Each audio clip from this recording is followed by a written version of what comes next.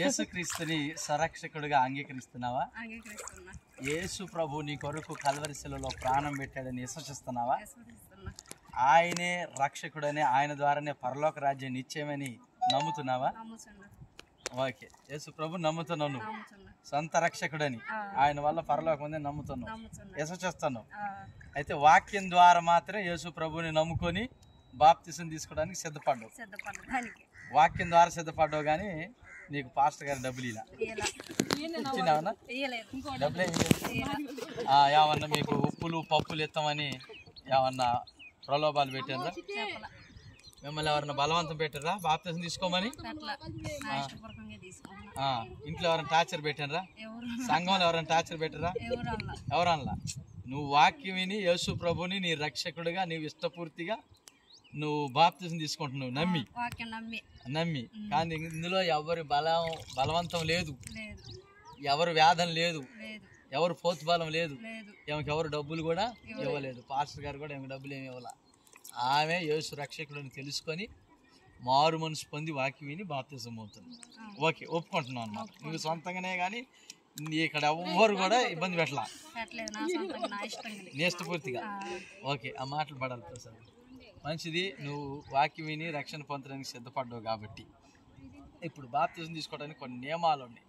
బాప్తిసం తీసుకున్న తర్వాత ప్రతి నెల సంస్కారానికి రావాలి, వారం ప్రార్థనకు రావాలి, మధ్యలో ఏమైనా మీటింగ్స్ ఉన్నా కోడికలు ఉన్నా రావాలి.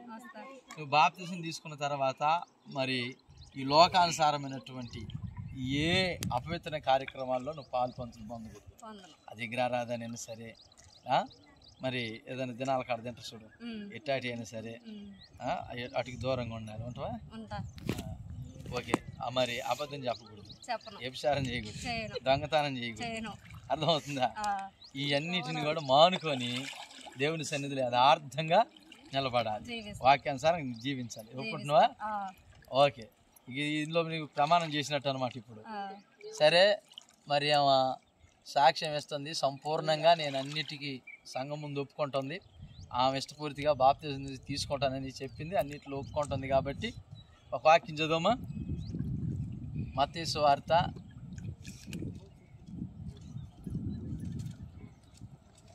28వ అధ్యాయం 17వ వచనం చదవమ్మా సార్. 28:17 చూడు. వారు ఆయనను చూచి ఆయనకు మొక్కిరి గాని కొందరు సందేహించిరి. అయితే యేసు వారి యొద్దకు వచ్చి, పరలోకమందును భూమి మీద నాకు అధికారం కాబట్టి మీరు వెళ్ళి సమస్త జనులను శిష్యులుగా చేయండి. తండ్రి యొక్కయు కుమారుని యొక్కయు పరిశుద్ధాత్మ నామ యొక్కయు వారికి బాప్తిస్మం ఇచ్చుడి. ఏంటి? బాప్తిస్మం ఇచ్చుడి. తండ్రి యొక్కయు కుమారుని యొక్కయు పరిశుద్ధాత్మ నామంలోనికి వారికి బాప్తిస్మం ఇవ్వుడి. మంచిది. నువ్విచ్చిన సాక్ష్యాన్ని బట్టి, దేవుడు నాకు ఇచ్చిన అధికారాన్ని బట్టి, ఈ 2 ఏళ్ళు ముక్కులు మూసుకో, ఈ 2 ఏళ్ళు అది కూడా చెబుతా, దండం పెట్టుమా. ఈ 2 ఏళ్ళు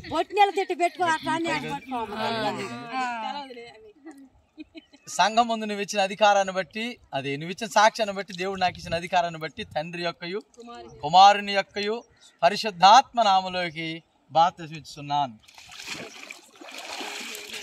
సంకటములన్నీయు తీరిపోయే, సంహార దూత నన్ను దాటిపోయే.